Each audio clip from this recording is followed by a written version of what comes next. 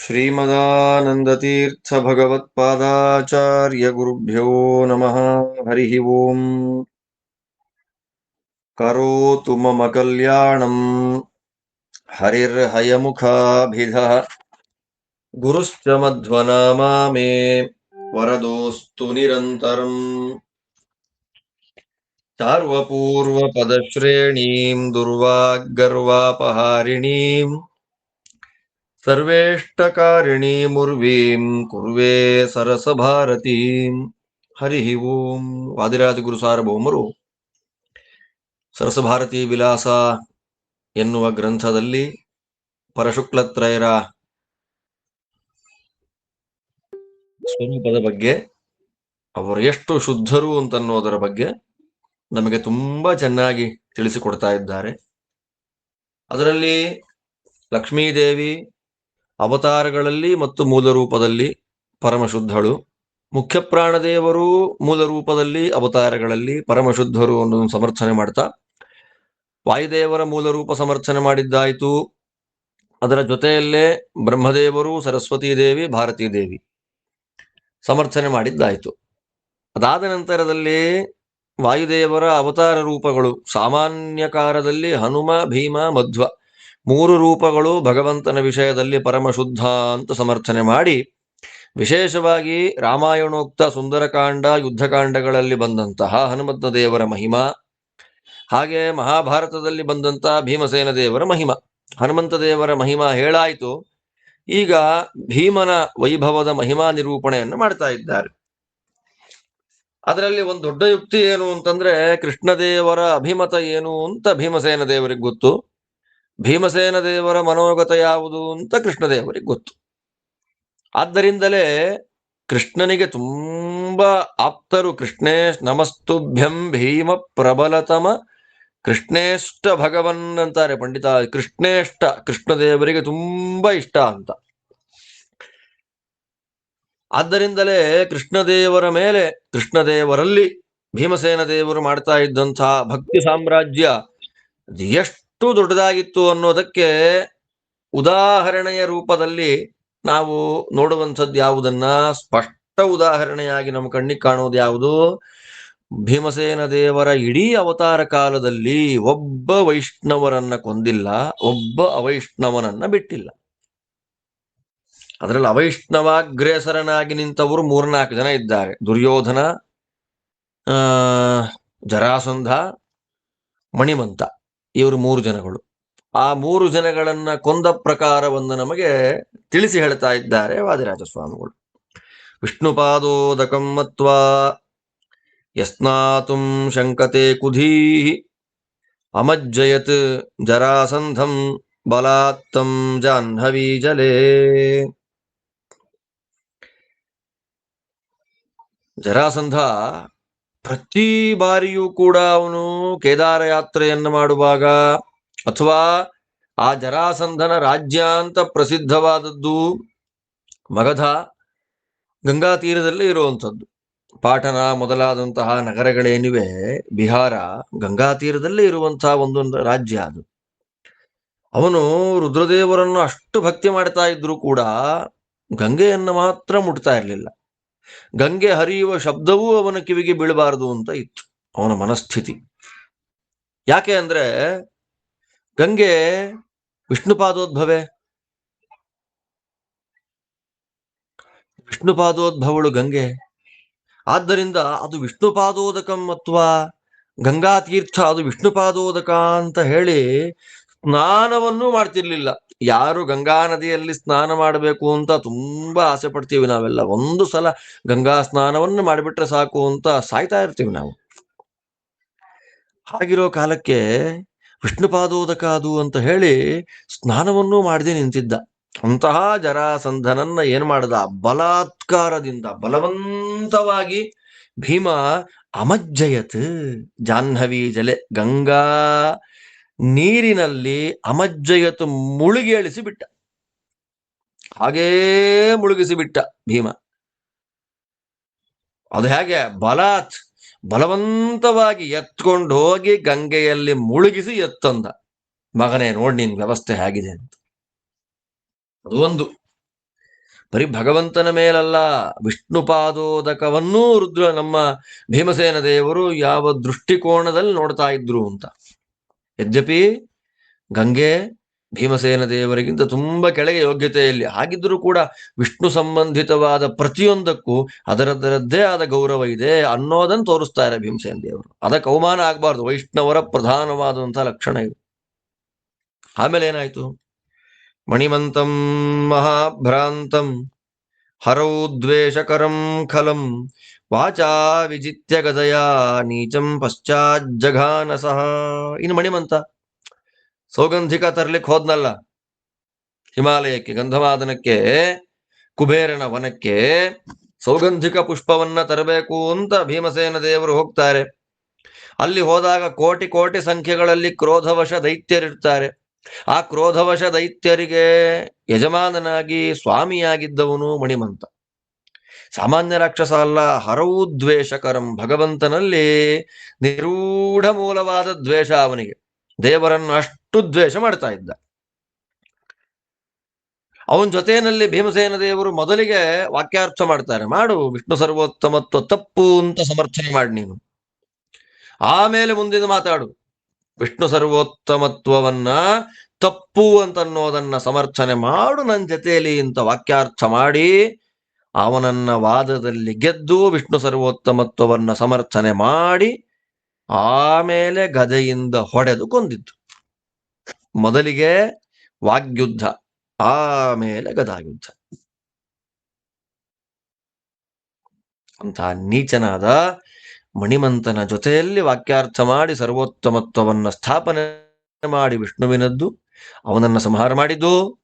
ಜರಾಸಂಧನನ್ನ ಸಂಹಾರ ಮಾಡುವ ಮೊದಲಿಗೆ ಗಂಗಾ ನದಿಯಲ್ಲಿ ಮುಳುಗಿಸಿ ಆಮೇಲೆ ಸಂಹಾರ ಮಾಡಿದ್ದು. ಆಮೇಲೆ ದ್ರಷ್ಟು ಕಾಮಾನ್ ಕೃಷ್ಣ ಪಾದವು ಎಷ್ಟು ಕಾಮಂ ಶಿವಾಧ್ವರೆ ತುಷ್ಟಯೇ ವೈಷ್ಣವಾನಾಂ ಯೋ ದುಷ್ಟಂ ಮುಷ್ಟಿಭಿರಾರ್ಧಯತ್. ವಾದಿರಾಜ ಸ್ವಾಮಿಗಳ ಶಬ್ದ ನೋಡಿ ಹೇಗಿದೆ, ದ್ರಷ್ಟು, ಎಷ್ಟು, ತುಷ್ಟಿ, ದುಷ್ಟ, ಮುಷ್ಟಿ. ವಾದಿರಾಜ ಸ್ವಾಮಿಗಳ ಪದಲಾಲಿತ್ಯ ಅದಕ್ಕೆ ಸರಸಭಾರತಿ ಅಂತ ಕರೆದಿದ್ದು. ಚಾರು ಅಪೂರ್ವ ಪದ ಶ್ರೇಣಿ, ಪರಮ ಸುಂದರವಾದ ಅಪೂರ್ವವಾದ ಪದಗಳ ಸಾಲು ಈ ಗ್ರಂಥಕ್ಕಿದೆ. ಶ್ಲೋಕಗಳನ್ನ ಪಾರಾಯಣ ಮಾಡ್ತಾ ಇದ್ರೆ ಪರಮಾನಂದ ಆಗ್ಬಿಡತ್ತೆ. ಹೇಳ್ತಾರೆ, ಈ ಜರಾಸಂಧ ಶೈವಯಾಗವನ್ನ ಮಾಡಬೇಕು ಅಂತ ಸಂಕಲ್ಪ ಮಾಡಿಕೊಂಡಿದ್ದ. ಶೈವಯಾಗ ಅಂದ್ರೇನು? ಶಿವನಿಗೆ ಅನೇಕ ರಾಜರುಗಳು, 22,000 ಚಿಲ್ರೆ ರಾಜರುಗಳು, ರಾಜಕುಮಾರರು, ಅವ್ರನ್ನೆಲ್ಲ ಬಲಿ ಕೊಟ್ಬಿಡ್ಬೇಕು ಅಂತ, ಮಾನುಷ ಬಲಿ, ನರಬಲಿಯನ್ನ ಕೊಡಬೇಕು ಅಂತ ಶಿವಪ್ರೀತ್ಯರ್ಥವಾಗಿ ನರಬಲಿಯನ್ನ ಕೊಡುವ ಸಂಕಲ್ಪ ಮಾಡಿಕೊಂಡ ಒಂದು ಯಾಗ ಮಾಡಬೇಕು ಅಂತ ಅಂದುಕೊಂಡಿದ್ದ. ಆದ್ರೆ ಅಲ್ಲಿದ್ದ ಎಲ್ಲ ರಾಜರು ಕೃಷ್ಣ ಭಕ್ತರು. ದ್ರಷ್ಟು ಕಾಮಾನ್ ಕೃಷ್ಣ ಪಾದವು, ಭಗವಂತನ ಪಾದಕಮಲಗಳ ದರ್ಶನ ಮಾಡಬೇಕು, ಕೃಷ್ಣನ್ ದರ್ಶನ ಮಾಡಬೇಕು ಅಂತ ಕಾಯ್ತಾ ಇದ್ರು. ಎಲ್ಲರನ್ನ ಕೂಡ ಹಾಕ್ಬಿಟ್ಟಿದ್ನಲ್ಲ ಜೈಲಿನಲ್ಲಿ ಜರಾಸಂಧ. ಅವರೆಲ್ಲ ಕೃಷ್ಣನ್ ನೋಡಬೇಕು, ಕೃಷ್ಣದೇವರ ಪಾದಕಮಲಗಳ ಸಾಕ್ಷಾತ್ ದರ್ಶನ ಮಾಡಬೇಕು ನಾವು ಅಂತ ತುಂಬಾ ಆಸೆ ಇಟ್ಟುಕೊಂಡಿದ್ದವು. ನಮ್ಮನ್ನ ಕಾಪಾಡಿದ್ರೆ ಕೃಷ್ಣನೇ ಕಾಪಾಡಬೇಕು ಅಂತ. ವೈಷ್ಣವರಲ್ವಾ ಅವರಲ್ಲ, ಕೃಷ್ಣನೇ ನಮ್ಮನ್ನ ಕಾಪಾಡಬೇಕು ಅಂತ ಅಂದುಕೊಂಡ ಆ ವೈಷ್ಣವರಿಗೆ ಸಂತೋಷವನ್ನ ಕೊಡ್ತಾ, ಆ 22,000 ಚಿಲ್ಲರೆ ವೈಷ್ಣವರಾದ ರಾಜರುಗಳಿಗೆ, ರಾಜಕುಮಾರರಿಗೆ ಸಂತೋಷವನ್ನ ಕೊಡ್ತಾ ತನ್ನ ಮುಷ್ಟಿಯ ಏಟುಗಳಿಂದ ಜರಾಸಂಧನಿಗೆ ಹೊಡೆದ್ರಲ್ಲ. ಜರಾಸಂಧನನ್ ಯಾಕೆ ಹೊಡೆದ್ರು? ಕೃಷ್ಣೇರ್ಷಾಭಿರತಶ್ಚ ಮಾಗಧಪತಿ, ಕೃಷ್ಣದೇವರ ಮೇಲೆ ಅಪಾರವಾದ ಈರ್ಷ್ಯೆ, ಮಾತ್ಸರ್ಯ ಆ ಜರಾಸಂಧನಿಗೆ. ಹೊಡೆದು ಬಿಸಾಕ್ಬಿಟ್ರು. ವೈಷ್ಣವರಿಗೆ ತೊಂದರೆ ಕೊಡ್ತಿ, ವಿಷ್ಣುವಿಗೆ ತೊಂದರೆ ಕೊಡ್ತಿ, ವಿಷ್ಣು ವೈಷ್ಣವ ದ್ವೇಷ ಮಾಡ್ತಾ ಇದ್ದಿ, ನೀ ಇರಬಾರದು. ಅಜರಮ್ಯೋ ಜರಾಸಂಧಂ ಜಘಾನ ಅಚ್ಯುತ ದೂಷಕಂ ದುರ್ಯೋಧನಸ್ಯ ನಿಧನಂ ಯಶ್ಚಕ್ರೇ ಕೃಷ್ಣವೈರಿಣ. ಅಜರಂ ಯೋ ಜರಾಸಂಧಂ, ಜರಾಸಂಧನಿಗೆ ಮರಣ ಅನ್ನೋದೇ ಇರ್ಲಿಲ್ಲ. ಅಂಥವನ್ ಜರಾಸಂಧ. ಮುಪ್ಪೇ ಇಲ್ಲ ಅವನಿಗೆ. ಅಜರಂ, ಮುಪ್ಪು ಅನ್ನೋ, ಯಾಕೆ ಜರಾನಾಮಕ ರಾಕ್ಷಸಿ ಅವನ ಶರೀರದ 2 ಭಾಗವನ್ನ ಜೋಡಿಸಿ ಬಿಟ್ಲಲ್ಲ, ಆದ್ದರಿಂದ ಅವನಿಗೆ ಜರ, ದೇಹಕ್ಕೆ ವಯಸ್ಸಾಗುವುದು ಅನ್ನೋದೇ ಇರಲಿಲ್ಲ ಅವನಿಗೆ. ಅಂಥ ಜರಾಸಂಧ ಶಕ್ತಿವಂತನಾಗಿ ಅಚ್ಯುತನಾದ, ನಾಶರಹಿತನಾದ, ದೋಷದೂರನಾದ, ಅನಂತ ಕಲ್ಯಾಣ ಗುಣಪೂರ್ಣನಾದ ಕೃಷ್ಣದೇವರನ್ನ ತುಂಬಾ ಬೈತಾ ಇದ್ದ, ಹೊಡೆದು ಹಾಕ್ಬಿಟ್ಟ ಅವನ್ನ. ದುರ್ಯೋಧನಸ್ಯ ನಿಧನಂ, ಅದೇ ಕೃಷ್ಣ ದ್ವೇಷವನ್ನ, ಕೃಷ್ಣದೇವರನ್ನೇ ಕಟ್ಟಾಕ್ಬಿಡ್ಬೇಕು ಅಂತ ಮಹಾಪ್ರಯತ್ನ ಪಡ್ತಾ ಇದ್ದಂತಹ ದುರ್ಯೋಧನನ ಸಂಹಾರ ಮಾಡಿದ್ಯಾರು? ಇದೇ ಭೀಮಸೇನ ದೇವರೇ. ಹಾಗಿದೆ ನೋಡಿ. ಭೂಭಾರ ಹರಣೋದ್ಯುಕ್ತ ಶ್ರೀಭತ್ತು ಪ್ರೀತಯೇ ಚಮೂಂ ಮೃದೇ ಸುಗದಯಾ ಯೋಸೌ ಅಜೀಘತದನೇಕಶಃ. ಭೂಭಾರ ಹರಣವನ್ನ ಮಾಡಬೇಕು, ಭೂಮಿಗೆ ಬಂದಂತಹ ಅಸುರರ ಭಾರವನ್ನ ಇಳಿಸಿ ಬಿಡಬೇಕು ಅಂತ ಭಗವಂತ ಕೆಳಗಿಳಿದು ಬಂದನಲ್ಲ, ಲಕ್ಷ್ಮೀಪತಿ ನಾರಾಯಣ. ಅವನ ಪ್ರೀತಿಗಾಗಿ ಮೃಧೆ, ಯುದ್ಧದಲ್ಲಿ. ಯಾವ ಯುದ್ಧದಲ್ಲಿ? ಕೊನೆಯ ಯುದ್ಧ, ಮಹಾಭಾರತದ ಯುದ್ಧದಲ್ಲಿ, ಕುರುಕ್ಷೇತ್ರದ ರಣರಂಗದಲ್ಲಿ ನಡೆದ ರಣಭೀಕರ ಯುದ್ಧದಲ್ಲಿ. ಸುಗದಯ, ಒಳ್ಳೆ ಗದೆ ಅಂತೆ ಭೀಮಸೇನ ದೇವರದ್ದು, ನೋಡ್ಲಿಕ್ಕೆ ಚಂದ ಆ ಗದೆನ. ಆ ಗದೆಯಿಂದ ಏನ್ ಮಾಡಿದ್ರು? ಅಜೀಘತ, ಶತ್ರು ಸೈನ್ಯವನ್ನ ಪುಡಿ ಪುಡಿಯಾಗಿ ನಾಶ ಮಾಡಿಬಿಟ್ರು, ನಾಶವನ್ನೇ ಮಾಡಿಬಿಟ್ರು. ಅನೇಕಶಃ, ಒಂದಲ್ಲ ಎರಡಲ್ಲ, ಸಮಗ್ರ 100 ಕೌರವರನ್ನ ಕೊಂದದ್ದು ಭೀಮನೆ. ಆಲ್ಮೋಸ್ಟ್ 70% ಕುರು ಸೈನ್ಯವನ್ನ ನಾಶ ಮಾಡಿದವನು ಭೀಮನೆ. ಯಾಕೆ ಮಾಡಿದ್ದಿದನ್ನ? ಶ್ರೀಭರ್ತು ಪ್ರೀತಯೇ ಕರ್ಮಾಣಿ ಕುರುವನ್ ಪರಮಾದ್ಭುತಾನಿ ಸಭಾಸು ದೈವೀಷು ಸಭಾಜಿತಾನಿ ಅಂತ ಹನುಮಂತ ದೇವರ ಬಗ್ಗೆ ನಿರೂಪಣೆ ಮಾಡುತ್ತೆ. ಸಮರ್ಪ್ಯ ಕೃತ್ಯಾನಿ ಕೃತೀಕೃತಾನಿ ವ್ಯಾಸಾಯ ಭೂಮ್ನೆ ಸುಕೃತಾನಿ ತಾವತ್ ಕರಿಷ್ಯಮಾಣಾನಿ ಚ ತಸ್ಯ ಪೂಜಾಂ ಸಂಕಲ್ಪಯಾಮಾಸ ಸ ಶುದ್ಧ ಬುದ್ಧಿ. ಶುದ್ಧ ಬುದ್ಧಿ, ಪರಿಶುದ್ಧ ಸ್ವರೂಪರಾದ ಭೀಮಸೇನ ದೇವರು ಅವಾಗವಾಗ ವೇದವ್ಯಾಸ ದೇವರ ಭೇಟಿ ಮಾಡ್ತಾ ಇದ್ರಂತೆ. ಯಾಕೆ? ಇಲ್ಲಿ ತನಕ ಮಾಡಿದ ಎಲ್ಲ ಕರ್ಮಗಳನ್ನ ವ್ಯಾಸರಿಗೆ ಸಮರ್ಪಣೆ ಮಾಡಬೇಕು, ನೆಕ್ಸ್ಟ್ ಮಾಡುವ ಕರ್ಮಗಳನ್ನ ಸಂಕಲ್ಪ ಮಾಡಬೇಕು ಅಂತ. ಆದ್ದರಿಂದ ನಮಗೆ ವ್ಯಾಸರು ಕಾಣಲ್ಲ, ಮಧ್ವರು ಕಾಣಲ್ಲ, ಸೋತ್ತಮರಾದ ಗುರುಗಳು ಕಾಣಲ್ಲ. ಆದ್ದರಿಂದ ನಮಗೆ ಶಾಸ್ತ್ರವನ್ನ ಚಿಂತನೆ ಮಾಡಿಸುವಂತಹ ನಮ್ಮ ಸಾಕ್ಷಾತ್ ಗುರುಗಳು ನಮ್ಮ ಕಣ್ಣೆದುರಿಗೆ ಸಿಕ್ಕಾಗ, ಅವಾಗವಾಗ ಸಿಕ್ಕಾಗ, ಅಲ್ಲಿ ತನಕ ನಾವು ಮಾಡಿದ ಸಾಧನೆಗಳನ್ನ ಗುರುವಂತರ್ಗತ ಪ್ರಾಣಸ್ಥ ವೇದವ್ಯಾಸನಿಗೆ ಅರ್ಪಣೆ ಮಾಡಬೇಕಂತೆ. ಇನ್ನು ನೆಕ್ಸ್ಟ್ ಮಾಡುವಂತಹ ಶ್ರವಣ ಸಾಧನೆ, ಅಧ್ಯಯನ ಸಾಧನೆಗಳನ್ನ ಮಾಡ್ತೇನೆ ಅಂತ ಗುರುವಂತರ್ಗತ ಪ್ರಾಣಸ್ಥ ವೇದವ್ಯಾಸ ದೇವರ ಸನ್ನಿಧಾನದಲ್ಲಿ ಸಂಕಲ್ಪವನ್ನು ಮಾಡಬೇಕಂತೆ. ಸಮರ್ಪಣೆ ಸಂಕಲ್ಪ, ಸಮರ್ಪಣೆ ಸಂಕಲ್ಪ. ಅದಕ್ಕಾಗಿ ಗುರುಗಳನ್ನ ಮತ್ತೆ ಮತ್ತೆ ನೋಡ್ತಾ ಇರಬೇಕು ನಾವು ಅಂತ ಶಾಸ್ತ್ರಗಳ ಆದೇಶ ಮಾಡುತ್ತೆ. ಇಂಥ ದೃಷ್ಟಿಯಲ್ಲಿ ಕ್ರತುನಾರಾಜಸೂಯೇನ ಕ್ರತೋರ್ಭೋಕ್ತಾರಮಚ್ಯುತಂ ಅತರ್ಪಯದ್ಧಿಯೋ ಭೀಮಃ ಸತಸ್ಯ ಪ್ರಿಯ ಕೃನ್ನ ಕಿಂ. ರಾಜರಂತಾರೆ, ರಾಜಸೂಯೇಣ ಕ್ರತುನ, ಸಮಗ್ರ ಸಾತ್ವಿಕ ಸಮಾಜ ಮಾಡುವ ಎಲ್ಲ ರೀತಿಯಾದ ಯಜ್ಞಗಳನ್ನ ಮುಖ್ಯವಾಗಿ ಸ್ವೀಕರಿಸುವನು. ಎಲ್ಲ ಯಜ್ಞದ ಭೋಕ್ತೃವಾಗಿ ನಿಂತವನು ನಾರಾಯಣ. ಯಜ್ಞಂ ಯಜ್ಞಭುಜಂ ಪ್ರಾಜ್ಞಂ ಅಂತಾರೆ ಟೀಕಾಕೃತ್ಪಾದರು. ಯಜ್ಞ ಭೋಕ್ತೃ. ಇನ್ನು ಯಜ್ಞಗಳು ಮಾಡುವಾಗ ದೇವರ 5 ರೂಪಗಳ ಚಿಂತನೆ ಮಾಡಬೇಕಂತೆ. ಯಜ್ಞ, ಯಜ್ಞಪುರುಷ, ಯಜ್ಞೇಶ, ಯಜ್ಞವಾಹನ, ಯಜ್ಞಕೃತ್, ಯಜ್ಞಭುಕ್. ಭಗವಂತನ 5 ರೂಪಗಳು. ಯಜ್ಞೋ ಯಜ್ಞ ಪುಮಾಂಶ್ಚೈವ ಯಜ್ಞೇಶು ಯಜ್ಞಭಾವನಃ ಯಜ್ಞಭುಕ್ ಜಯತಿ ಪಂಚಾತ್ಮ ಯಜ್ಞೇಶ್ವಿಜ್ಯೋ ಸ್ವಯಂ ಹರಿ. 5 ರೂಪಗಳಿಂದ ಭಗವಂತ ಸಕಲ ಯಜ್ಞಗಳಲ್ಲಿರ್ತಾನೆ. ಅದರಲ್ಲಿ ಒಂದು ಯಜ್ಞಭುಕ್, ಸಕಲ ಯಜ್ಞಗಳ ಭೋಕ್ತೃವಾದವನು ಭಗವಂತ. ಆದ್ದರಿಂದಲೇ ಪೂರ್ಣಾನಂದಾಯ ಹರಯೇ ಸರ್ವಯಜ್ಞ ಭುಜೇ ನಮಃ ಅಂತ ಆಚಾರ್ಯ ಹೇಳಿ, ಸಕಲ ಯಜ್ಞ ಭೋಕ್ತೃವಾದವನು ಶ್ರೀಹರಿ. ಅಚ್ಯುತ ಕೃಷ್ಣ ರೂಪದಲ್ಲಿ ಬಂದಿದ್ದಾನೆ. ಅಂತಹ ಕೃಷ್ಣ ಪ್ರೀತ್ಯರ್ಥವಾಗಿ ರಾಜಸೂಯ ಯಾಗವನ್ನ ನಿರ್ವಿಘ್ನವಾಗಿ ಧರ್ಮರಾಜನಿಗೆ ಮಾಡುವಂತೆ ಅನುಕೂಲ ಮಾಡಿಕೊಟ್ಟು ಕೃಷ್ಣ ಪ್ರೀತಿಯನ್ನ ಸಂಪಾದನೆ ಮಾಡಿದ ಕೃಷ್ಣದೇವರಿಗೆ ವಿಶೇಷವಾದ ಸಂತೋಷವನ್ನ ಪಡಿಸಿದಂತಹ ಭೀಮಸೇನ ದೇವರು ಕೃಷ್ಣನಿಗೆ ಪ್ರೀತಿ ಮಾಡೋರಲ್ವಾ, ಕೃಷ್ಣನಲ್ಲಿ ಭಕ್ತಿ ಮಾಡೋರಲ್ವಾ, ಅವರ ಸ್ವರೂಪವೇ ಆಗಿದೆ ಅಲ್ವಾ. ನೋಡಿ, ಕೃಷ್ಣ ದ್ವೇಷ ಮಾಡುವ ಎಲ್ಲ ದುಷ್ಟರ ಸಂಹಾರ, ಕೃಷ್ಣ ಭಕ್ತರಾದ ಸಕಲ ವೈಷ್ಣವರ ಉದ್ಧಾರ, ಇಷ್ಟು ದೊಡ್ಡ ದೊಡ್ಡ ಕಾರ್ಯಗಳನ್ನ ಮಾಡುವಂತಹ ನಮ್ಮ ಭೀಮಸೇನ ದೇವರು ಕೃಷ್ಣ ದೇವರಿಗೆ ಪ್ರೀತಿ ಪಾತ್ರರು ಹೌದೋ ಅಲ್ವೋ? ಶಾಸ್ತ್ರ ಹೇಳುತ್ತೆ, ಭೂಭಾರ ಹಾರಿಣೋ ವಿಷ್ಣೋ ಪ್ರಧಾನಾಂಗಂ ಹಿ ಮಾರುತಿ ಮಾಗಧಾದಿವಧಾ ದೇವ ದುರ್ಯೋಧನ ವಧಾದಪಿ. ಎರಡು ಪ್ರಧಾನ. ಭೂಭಾರ ಹರಣವನ್ನ ಮಾಡಬೇಕು ಅಂತ ಅವತಾರ ಮಾಡಿದ ಭಗವಂತನ ಕೃಷ್ಣ ರೂಪಕ್ಕೆ ಪ್ರಧಾನವಾಗಿ ಸೇವೆ ಮಾಡಿದ್ದು ಭೀಮಸೇನ ದೇವರು. ಹೇಗ್ ಗೊತ್ತಾಗತ್ತೆ? ಜರಾಸಂಧನ ವಧೆಯಿಂದ ಒಂದು, ದುರ್ಯೋಧನನ ವಧೆಯಿಂದ ಇನ್ನೊಂದು. ಸುಸ್ಪಷ್ಟ.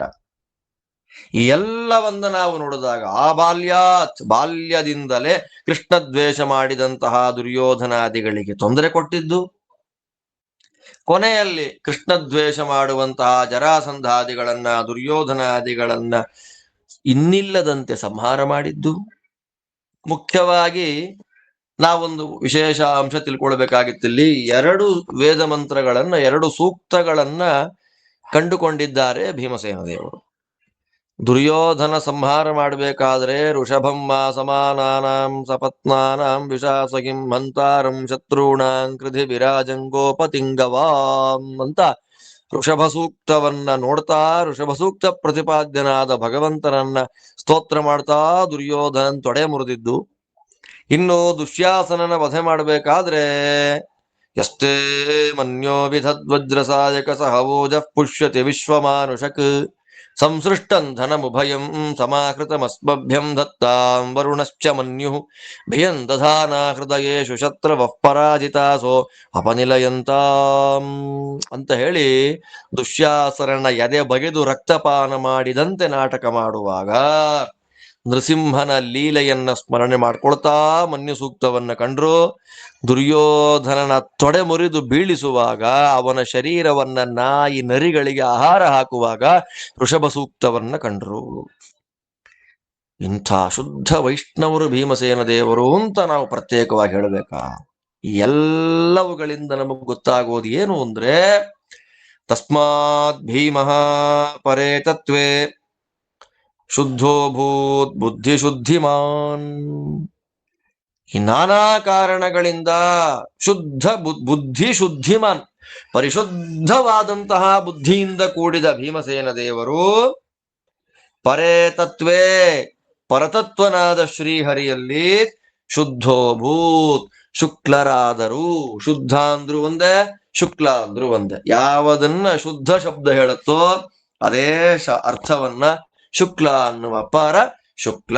ಸರ್ವೋತ್ತಮನಾದ ಭಗವಂತನ ವಿಷಯದಲ್ಲಿ ವಾಯುದೇವರ ದ್ವಿತೀಯಾವತಾರ ಭೂತರಾದ ಭೀಮಸೇನ ದೇವರೂ ಶುದ್ಧರಾಗಿದ್ದಾರೆ ಅನ್ನೋದು ನಿರ್ಣೀತವಾಯಿತು. ವಾದಿರಾಜ ಕೃತೆ ಶ್ರಾವ್ಯೇ ಕಾವ್ಯೇ ಭವ್ಯೇ ಸುಬುದ್ಧಿಭಿಃ ಸೇವ್ಯೇ ಸರಸ ಭಾರತ್ಯಾಂ ವಿಲಾಸೋಭೂತ್ ಮರುತ್ಪ್ರಿಯ. ಇಲ್ಲಿಗೆ ಸರಸಭಾರತಿ ವಿಲಾಸ ಕೇಳಲಿಕ್ಕೆ ತುಂಬಾ ಸಂತೋಷವಾಗತ್ತೆ, ಅತ್ಯಂತ ಮಂಗಳವನ್ನ ಕೊಡುತ್ತೆ. ಶುದ್ಧವಾದ ಬುದ್ಧಿ, ಸುಬುದ್ಧಿ ಯಾರಿಗಿದೆ ಅಂಥವರಿಗೆ ಮಾತ್ರ ಶ್ರವಣಕ್ಕೆ ಬೀಳತ್ತೆ. ಇಂತಹ ಸರಸಭಾರತಿ ವಿಲಾಸ ಎನ್ನುವ ಗ್ರಂಥವನ್ನ ಏನು ವಾದಿರಾಜ ಗುರು ಸಾರ್ವಭೌಮರು ರಚನೆ ಮಾಡಿದ್ದಾರೆ, ಅದರಲ್ಲಿ ವಾಯುದೇವರ ಪರಶುಕ್ಲತ್ವವನ್ನು ಸಮರ್ಥನೆ ಮಾಡುವ, ವಿಶೇಷವಾಗಿ ವಾಯುದೇವರ ದ್ವಿತೀಯಾವತಾರ ಭೂತರಾದ ಶ್ರೀಮದ್ ಭೀಮಸೇನ ದೇವರ ಮಹಾವೈಭವದ ಕೃಷ್ಣ ಭಕ್ತಿಯನ್ನ, ಪರಶುಕ್ಲತ್ವವನ್ನು ಸಮರ್ಥನೆ ಮಾಡುವಂತಹ ಮರುತ್ಪ್ರಿಯ ವಿಲಾಸ, ಸರಸಭಾರತಿಯ 6ನೇ ವಿಲಾಸ ಮರುತ್ಪ್ರಿಯ ವಿಲಾಸ ಇಲ್ಲಿಗೆ ಸಮಾಪ್ತಿ ಆಗ್ತಾ ಇದೆ. ಅಲ್ಲಿಂದ ಇನ್ನು ಮುಂದಕ್ಕೆ 7ನೇ ವಿಲಾಸ ಶ್ರೀಮದ್ ಆನಂದ ತೀರ್ಥ ಭಗವತ್ಪಾದಾಚಾರ್ಯರೂ ಕೂಡ ವಿಶಿಷ್ಯ ಅವರು ಪರಶುಕ್ಲರು ಅನ್ನೋದನ್ನ ಮಧ್ವವಿಜಯದ ಆಚಾರ್ಯರ ಚರಿತ್ರೆಯನ್ನ ಸಂಗ್ರಹ ಮಾಡಿ ನಿರೂಪಣೆ ಮಾಡುವ ಮೂಲಕ ತಿಳಿಸಿಕೊಡ್ತಾ ಇದ್ದಾರೆ. ಅಂತಹ ವಾಯುದೇವರ ಪರಶುಕ್ಲತ್ವ ಚಿಂತನೆ ಮಾಡುವಂಥದ್ದು ನಮ್ಮಲ್ಲಿಯೂ ಕೂಡ ವಿಶೇಷವಾದ ಗುರುವನುಗ್ರಹಕ್ಕದು ಕಾರಣ ಆಗತ್ತೆ ಎನ್ನುವ ಚಿಂತನೆಯನ್ನ ಮಾಡ್ತಾ ಅದ್ಭುತವಾದ ಸರಸಭಾರತಿ ವಿಲಾಸ ಅನ್ನುವ ಗ್ರಂಥದಲ್ಲಿ ಮರುತ್ಪ್ರಿಯ ವಿಲಾಸ ರೂಪ 6ನೇ ವಿಲಾಸವನ್ನು ಸಮಾಪ್ತಿ ಮಾಡ್ತಾ ಇದ್ದೇನೆ. ಅಲ್ಲಿಗೆ 6 ವಿಲಾಸಗಳು ಮುಗೀತು. ಇದಾದ ನಂತರ ನೆಕ್ಸ್ಟ್ 7ನೇ ವಿಲಾಸ, ಅದು ಕೂಡ ಮರುತ್ಪ್ರಿಯ ವಿಲಾಸವೇ. 8ನೇ ವಿಲಾಸ ಅದು ಕೂಡ ಮರುತ್ಪ್ರಿಯ ವಿಲಾಸವೇ. ಅದರ ಜೊತೆಯಲ್ಲಿ ವಾಯುದೇವರ ಪರಶುಕ್ಲತ್ವ ಸಮರ್ಥನೆ ಮಾಡಿ, ಅದಾದ ಮೇಲೆ ರುದ್ರಾದಿ ದೇವತೆಗಳು ಯಾಕೆ ವಾಯುದೇವರಿಗೆ ಸಮರಲ್ಲ ಭಕ್ತಿಯಾದಿಗಳಲ್ಲಿ ಅನ್ನೋದನ್ನು ಸಮರ್ಥನೆ ಮಾಡ್ತಾರೆ. ಆ ಎಲ್ಲ ಭಾಗವನ್ನು ಕೂಡ ಅನುಸಂಧಾನ ಮಾಡೋಣ ಅಂತ ಹೇಳ್ತಾ, ನಾಳೆ ದಿವಸ ಮಧ್ವವಿಜಯೋಕ್ತವಾದ ಆಚಾರ್ಯರ ಮಹಿಮೆಗಳನ್ನ ವಾದಿರಾಜರ ಮಾತುಗಳಲ್ಲಿ ಸ್ಮರಣೆ ಮಾಡೋಣ ಅಂತ ಹೇಳ್ತಾ ಇವತ್ತಿನ ಅನುಸಂಧಾನವನ್ನ ಮುಗಿಸ್ತಾ ಇದ್ದೇನೆ. ಎಲ್ಲರಿಗೂ ಭಗವಂತ ಒಳ್ಳೆಯದು ಮಾಡಲಿ. ಶ್ರೀ ಕೃಷ್ಣಾರ್ಪಣಮಸ್ತು.